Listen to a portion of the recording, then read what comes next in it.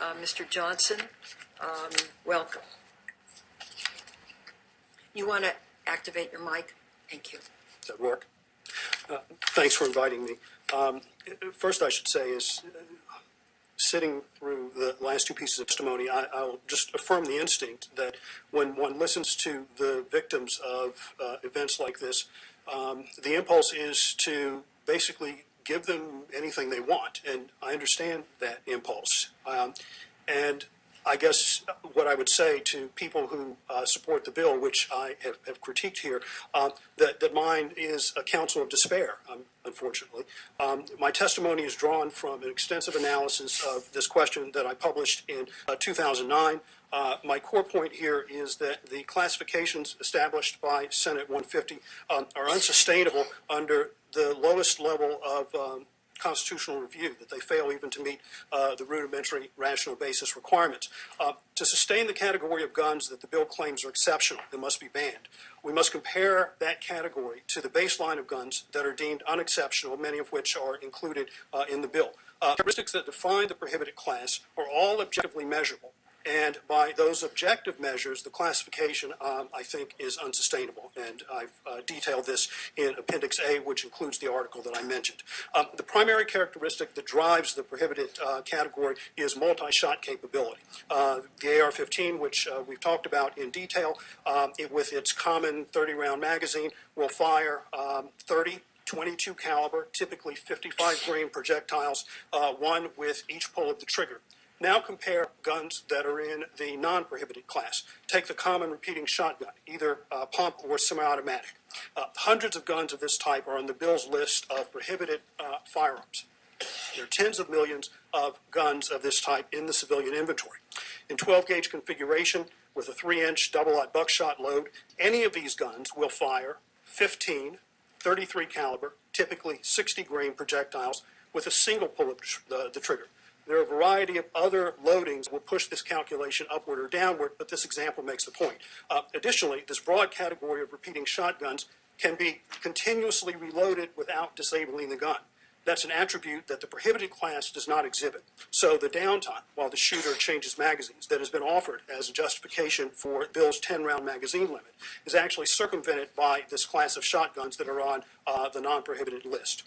Another claim that supposedly distinguishes the prohibited class of guns is that they are equipped with pistol grips or barrel shrouds, and those things, it is claimed, contribute to unaimed spray firing or firing a cloud of projectiles without aiming. This actually better describes shotgun technology. The shotgun actually does fire a cloud of projectiles that spreads as it moves downrange. Now, these basic points are confirmed by the United States Army assessment of whether the shotgun in battle is consistent with the laws of war. A version of this analysis appears in a 1997 article published in the Army Lawyer. Some excerpts I've included in my testimony. The Army assessment relies centrally on an early analysis by Brigadier General Samuel T. Ansel, whose evaluation continues to form the position of the United States as to the legality of the shotgun in combat. General Ansel's critique was prepared actually in response to a formal complaint by the German government in World War I, charging that the Model 1897 pump shotgun, then in use by U.S. troops, was so destructive that it violated the laws of war. General Ansel's response was this: the shotgun finds its class or analogy as to purpose and effect in many modern weapons. The dispersion of the shotgun pellets is adapted to the necessary purpose of putting out of action one or more of the charging enemy with each shot of the gun. And in this respect, it is exactly analogous to shrapnel shells or a machine gun discharging a spray of bullets. The 1997 assessment goes on to describe a British analysis of the combat shotgun, which reports that to a range of 30 yards, the probability of hitting a man-sized target with a shotgun was superior to all other weapons. On this measure, it was superior to the assault rifle, and this is the assault rifle as technically described, that is fully automatic, firing an intermediate cartridge, and superior to the submachine gun, firing a 5-round burst. When gauged against these objectively measurable characteristics, the rhetoric that defines the prohibited class in Senate 150 not only inaccurately describes the class, but more accurately describes guns that Senate 150 classifies as less dangerous and places on a companion list of good guns. That renders the bill, I'm afraid, incoherent, and that renders the bill unable to pass rudimentary rational basis analysis. My detailed testimony goes in far more depth with regard to other characteristics of this type. My overall assessment here is this. Guns are dangerous. All of them are dangerous.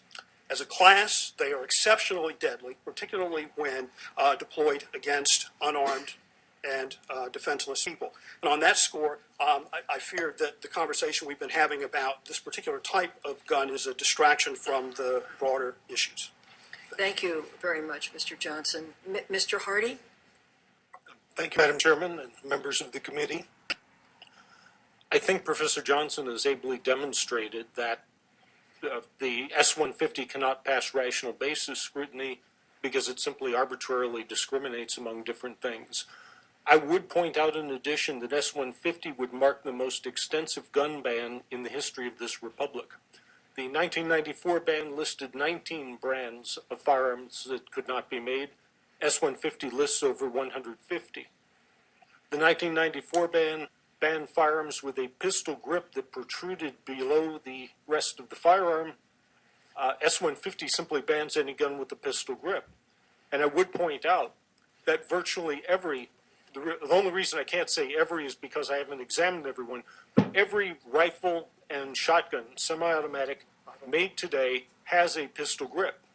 It's not a separate pistol grip, it's just the area that your hand fits around makes it more comfortable to fire. So essentially, they ban any semi-automatic long arm that has a replaceable magazine. The categories seem to be focused mostly on style, as I say, military style, but the fact of the matter is no one would go to war with a semi-automatic AR-15 that's shooting one shot per trigger pull. They'd go to war with an M16 that fires fully automatic in 3-round burst. The price of the creation of the assault rifle, which is fully automatic, the price for it was that they had to drop the power of the cartridge by 50% because you can't fire a full-powered military round at full automatic without getting the heck beaten out of you by recoil. So in the case of the AR-15, we dropped the power of the military rifle from 2,400 foot-pounds of energy to slightly over 1,200, a 50% decline, which is average for that type of thing. When you go back to semi-automatic, turn it into a semi-automatic, what you have is simply a firearm of half military power. Then if we look at the various banned features, apart from the having of the power, the pistol grip, there's been statements I've heard that the pistol grip is somehow meant to promote unaimed fire from the hip. That only happens in Rambo movies. The military would not be issuing firearms to people that are conducive to being fired from the hip without aiming because essentially you can't hit anything in that mode. And if you stop to think about the angle of the pistol grip, it would actually be harder to fire from the hip than from the shoulder because the military doesn't want you firing from the hip. The threaded barrel, I cannot see any connection between a threaded barrel and use in criminal conduct. What could it be? If we talk flash suppressors, I can tell you I've personally verified with an AR-15 in a darkened range, there is no flash, even if you take the flash suppressor off. That's mainly for M4s, M16s, where you're firing full automatic. You get the barrel nice and hot, and then you can see a flash. I would agree with Dr. Begg on one issue, which I promised my friend Clayton Kramer to raise. Clayton has written a book on the deinstitutionalization of the mentally ill and essentially what a disaster it has been for this country. He cites studies indicating that about 1,000 homicides a year are committed by people who have been diagnosed mentally ill and gone off their meds. And that I would agree with Dr. Begg, therefore, that we have to treat the mentally ill, especially the dangerous ones, get them off the street where they can be treated, and that we're not doing a fraction enough of this at the moment. We can either try to get the violent mentally ill out of commission, or we can try to create a world in which it is safe to have violent mentally ill people on the street. I suggest the latter is simply impossible a task. I think that one of the arbitrary features of S-150 is illustrated by a comparison of two firearms, the AR-15 and the Mini-14. Both shoot the same cartridge, the .223. Both take 20 to 30 round magazines. Both shoot at the same rate of fire, one shot per trigger pull. Both weigh about the same and have about the same length. The AR-15 is classed under the bill as one of the prohibited forms of firearm. The Mini-14 is listed specifically under the sections which exempt it from any possible ban. Yet the two firearms are functionally identical. The only difference is one of them has a wooden stock and the other has a plastic one. I think, as Professor Johnson pointed out, to pass any level of scrutiny, there has to be a relationship between the statute, a provable relationship between the statute and an important social goal. And it must not unnecessarily impact lawful exercises of rights. I think we can see that S-150's categories have no relationship to criminal use, and that they exempt or control firearms of exactly the same type. I would point out one last thing, which is, as far as burdening rights, there was only one Adam Lanza. There was only one Seng Hoi Chu. But S-150 attempts to deal with their cases, their violent cases, by regulating the other 300 million Americans' cost of their exercise of their constitutional rights. S-150's arbitrary standards fail any test for constitutionality, and for that matter, for wise social policy. Thank you. Thank you very much, Mr. Hardy. Representative Adams.